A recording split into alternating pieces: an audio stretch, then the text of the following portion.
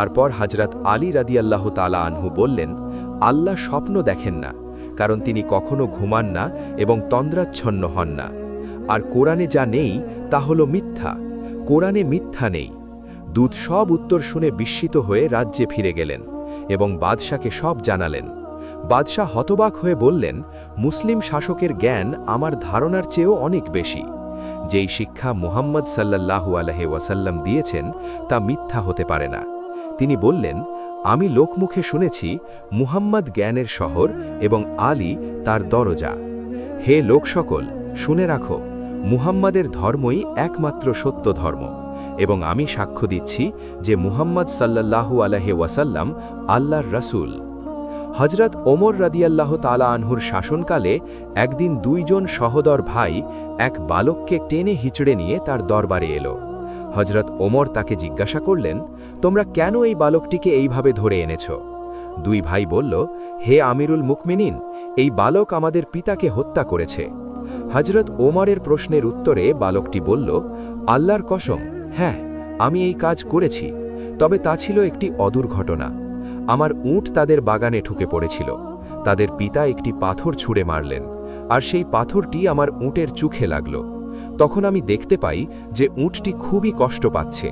তা দেখে আমার অনেক রাগ হয়ে যায় এবং অন্য একটি পাথর নিয়ে আমি তার দিকে ছুঁড়ে মারি।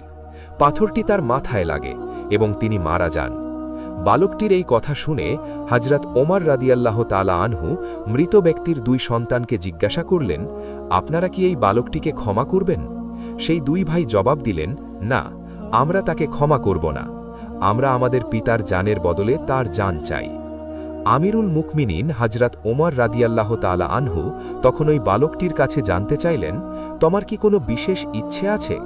বালকটি বলল, আমার বাবা দুনিয়া থেকে বিদায় নেবার সময় আমার ছোট ভাইয়ের জন্য কিছু সম্পদ আমার কাছে রেখে গিয়েছিলেন, যা আমি এক জায়গায় লুকিয়ে রেখেছি।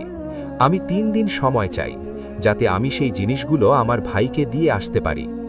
আমিরুল মুকমিনিন, আপনি আমাকে বিশ্বাস করুন।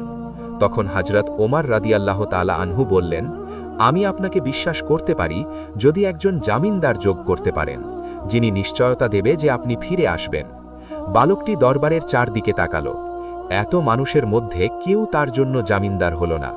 হঠাৎ দরবারের পেছন থেকে একটি হাত উঠল। কার হাত ছিল এটি?